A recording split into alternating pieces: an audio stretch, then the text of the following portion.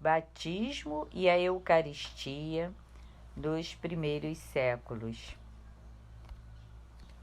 O batismo, no segundo século, continua a ser celebrado no dia da Páscoa, juntamente com a Crisma e a primeira Eucaristia para os catecúmenos. O rito devia ser celebrado de preferência em água corrente, mas na sua falta poderia ser celebrado em uma piscina e na falta desta, o derramando água sobre a fronte da pessoa, como fazemos hoje. É uma tradição que vem dos apóstolos. Santo Hipólito de Roma escreveu sobre o batismo com detalhes em sua tradição apostólica. Ouçam os catecúmenos a palavra durante 3 anos.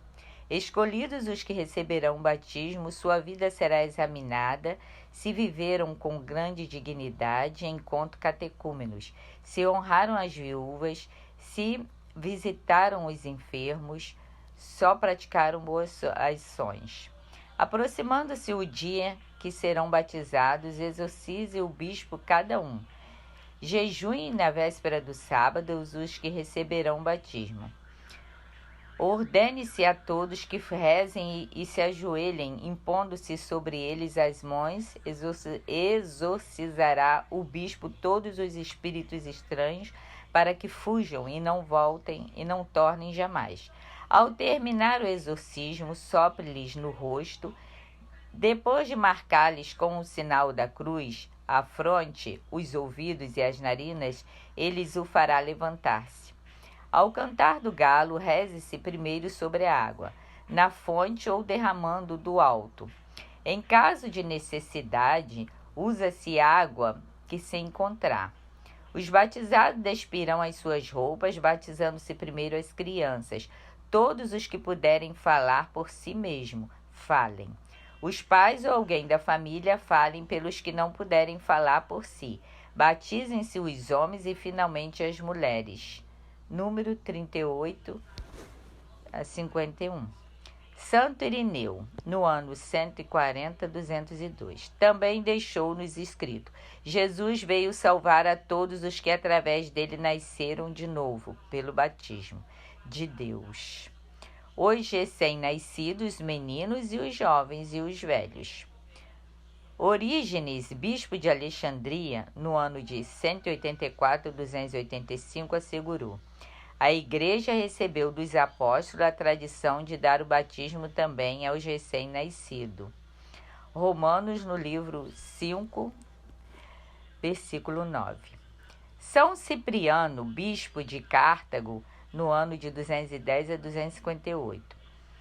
Do batismo e da graça não devemos afastar as crianças.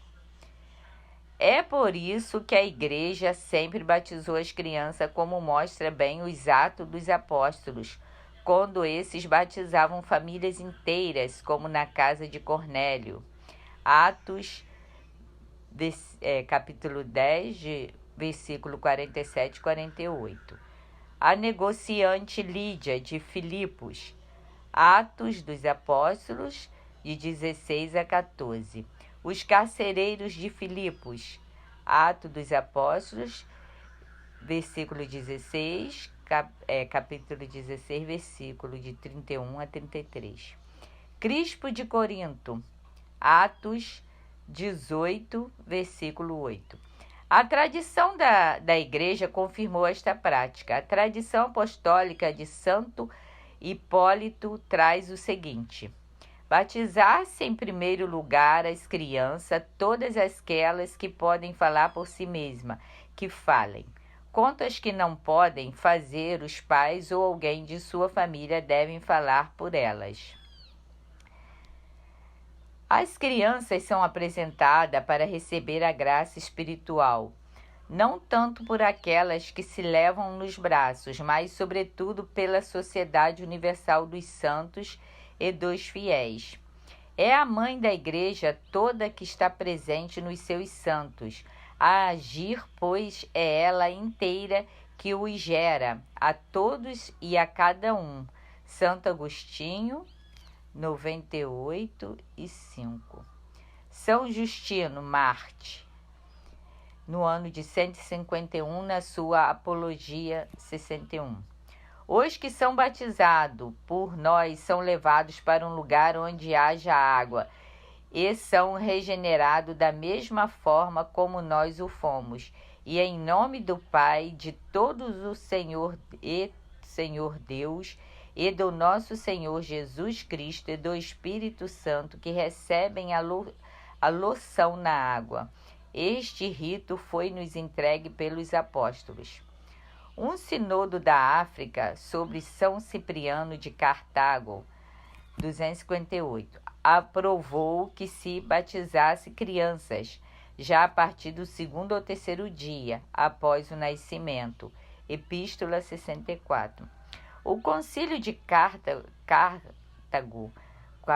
no ano 418, com Santo Agostinho, que condenou o pelagianismo, rejeitou a posição daqueles que neguem que se devam batizar as crianças recém-nascidas do seio materno.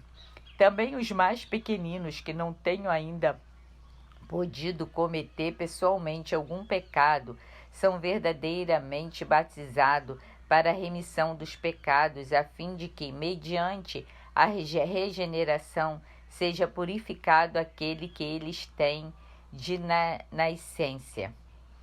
Cânon 2. E tudo isto foi confirmado mais tarde pelo Concílio de Florença, em 1442, que exigiu que fosse administrado o batismo aos recém-nascidos, o mais depressa que se possa fazer comodamente. No credo do povo de Deus, o Papa Paulo VI afirmou em 1968: o batismo deve ser ministrado também às criancinhas que não tenham culpas, não podido ainda tornar-se culpadas de qualquer pecado pessoal, a fim de que elas, tendo nascido privadas da graça sobrenatural, renasçam pela água e pelo Espírito Santo e para a vida divina em Cristo Jesus. No início, a Igreja ministrava a crisma logo em seguida do batismo. Logo se entendeu que se tratava de um sacramento, especialmente pelo que narra São Lucas nos Atos dos Apóstolos, capítulo 8, versículo 14 a 17. Temos o testemunho de Tertuliano, no ano de 202, que diz que após o batismo as mãos são impostas sobre nós, pedindo e convidando o Espírito Santo para uma bênção sobre o batismo. Mais claro ainda é Santo Hipólito de Roma, no ano de 235, que descreve minuciosamente o rito que se seguia ao batismo, o bispo impondo sobre eles, os neófitos, a mão. Faça a invocação dizendo: Senhor Deus, que os tornaste dignos de merecer a remissão dos pecados pelo banho da regeneração, torna-os dignos de ser cumulado pelo Espírito Santo. Lança sobre eles a tua graça, para que te sirvam com a tua vontade, pois a ti a glória, ao Pai, ao Filho, com o Espírito Santo na Santa Igreja, pelos séculos dos séculos. Amém. Depois derramado o óleo santificado na mão e pondo-a sobre a sua cabeça, diga: eu te unjo com óleo santo no Senhor Pai onipotente e em Jesus Cristo e no Espírito Santo, marcando-o na fronte com o sinal da cruz. Ofereça-lhe o ósculo e diga: o Senhor esteja contigo. Responda o que foi marcado. E com o Espírito, assim proceda com cada um. A seguir, rezem junto com todo o povo. Após a oração, ofereço o ósculo da paz, tradição apostólica. Assim é o ritmo do batismo. Amém. Batismo